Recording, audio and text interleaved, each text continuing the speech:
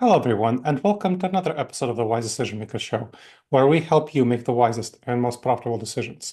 My name is Dr. Gleb Tsipursky. I'm the CEO of Disaster Avoidance Experts, the future work consultancy that sponsors the Wise Decision Maker Show.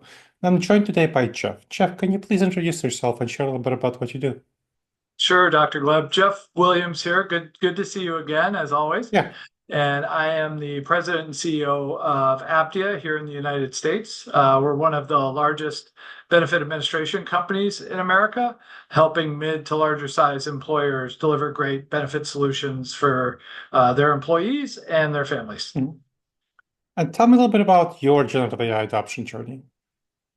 Yeah, for us, it's been, it certainly has been a journey of discovery. I'd say that, Mm, we're probably right at that place on the Gartner hype curve of mhm, massive inflated expectations of all the problems that mm, would solve.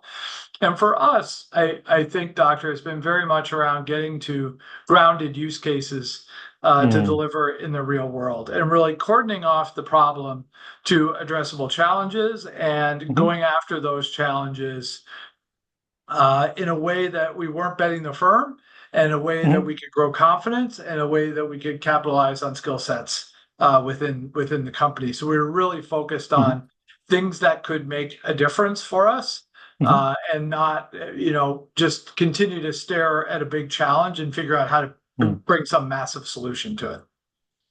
So it sounds like you're trying out some pilots. Would you like to describe a couple of those pilots and what you're planning to do with those? Sure. Happy to. For example, one of them is to translate very complicated benefit plan documents into simple, understandable summaries so that we can Mm, drive client requirements a little bit more mhm, quickly. The second is just in our marketing efforts, using generative mm, AI to really help us in the way we construct messages, the way we target mhm, messages, all of those sorts of things.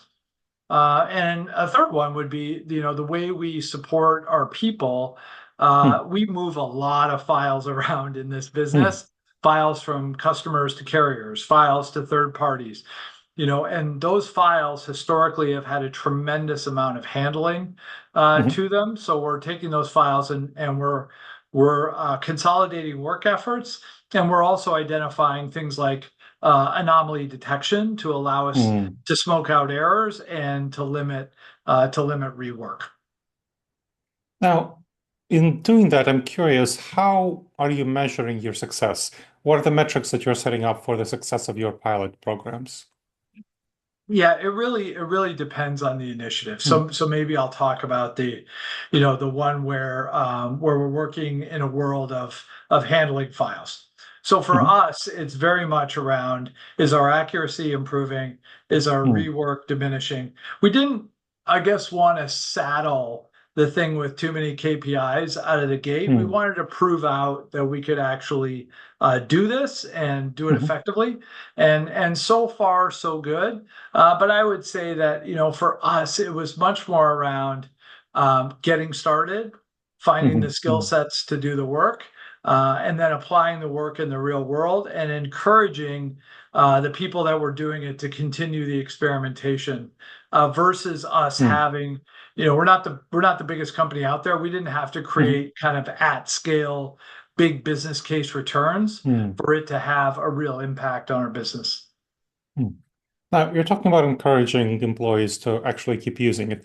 And one of the biggest challenges that companies run into in generative AI adoption is employee resistance. Employees are worried about their jobs. We have a lot of surveys and I've done a lot of focus groups with companies that are figuring out generative AI adoption that where the employees have told me, and there's definitely challenges with that resistance and getting employees actually engaged with this project. Because as you said, you have to do a lot more efforts with generative AI than other types of technology adoption because you have to figure out use cases particular for yourself rather than if you're doing a CRM or an ERP, get already a playbook and a guideline from the vendor. So what are you doing to engage employees effectively and address that resistance?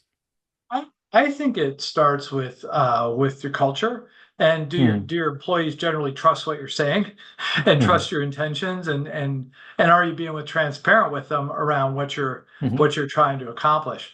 So for us, a key use case for us is to make the implementation experience easier for our clients and our people, Mhm. and to make the access to information internally democratized, easy to use, Mm. and more effective for our client interactions. So for us, it wasn't Mhm. about replacing people. It was more about creating capacity for the people we Mhm. have who are doing work that probably isn't as high a value add. So here we Mm. have these important customer facing resources that we're asking to do a heavy administrative lift.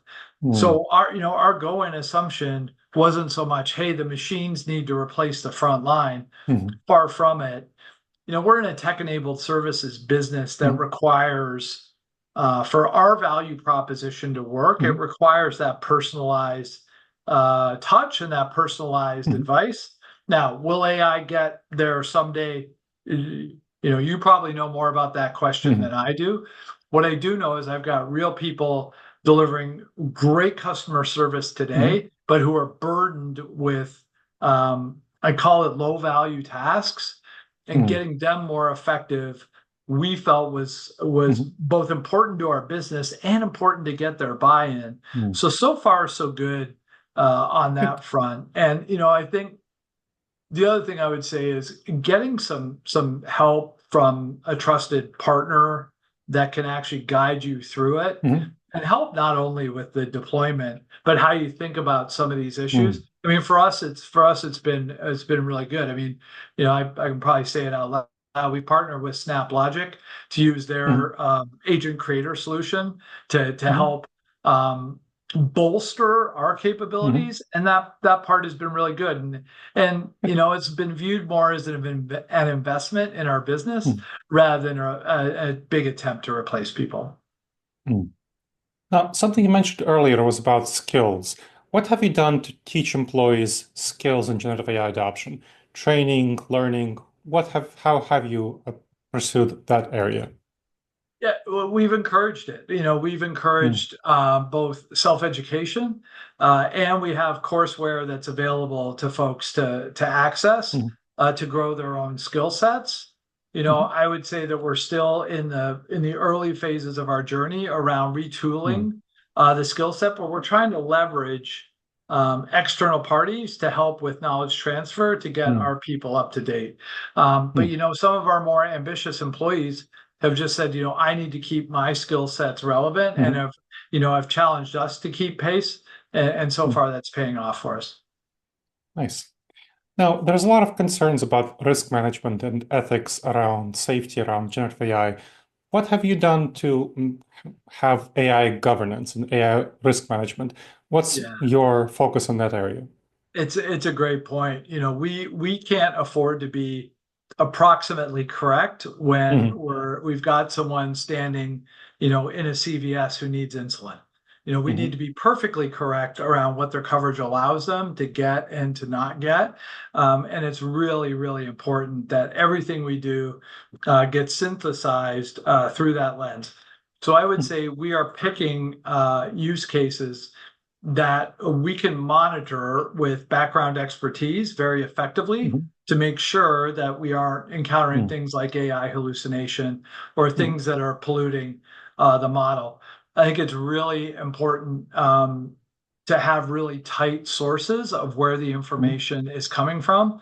So we're not trying to pull generative from big public databases or Hmm. websites or those. We start with trusted resources. Hmm. We start with the data that we know to be accurate, and then we apply the AI to Hmm. that rather than trying to scrape the internet and have it give us the answer. That makes sense. Now, as we finish up, where do you see yourself going with generative AI in the next year or two as you mature on your journey? Maybe I'll do it in the form of an example Hmm. that I'm invested in, and hopefully my friends at Microsoft are listening to this one. So we're a Microsoft shop. We have Hmm. Office. We are a Dynamics customer. We're a LinkedIn Sales Navigator customer, Hmm. and I've got Copilot, and I've got all of these recorded internal and external meetings on Teams. So for me, there's this, I believe I don't think this is something I'm going to solve this year, but over the medium term, I should be able to leverage the intersection of all of those things. How are my people spending their time? What are they Mhm. writing down? What are the sentiment of the calls that they're having? Mm. How is that being populated into the CRM? What are we learning about the elevation of our contacts in LinkedIn and starting Mm. to spit out real analysis of where we're succeeding commercially, Mm. where we're not succeeding commercially, who's succeeding, why are they succeeding? Like Mm. I see a future where there's this real opportunity to leverage all that we do today Mhm. on our Microsoft plant to make us much, much more effective commercially. So I'm expecting Mhm. really big benefits from business insights.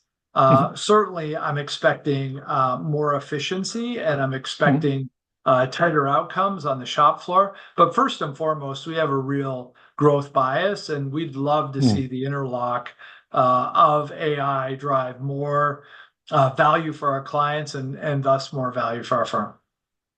Excellent. Well, thank you so much for sharing your expertise, Jeff. That was very, very helpful. Always great to talk to you. And thank you to the audience for checking out another episode of the Wise Decision Maker Show. Please make sure to subscribe wherever you checked out the show and leave a review. It helps others discover the show and helps us improve the show. And if you have any questions, please email me at gleb, Gleb, at disasteravoidanceexperts.com.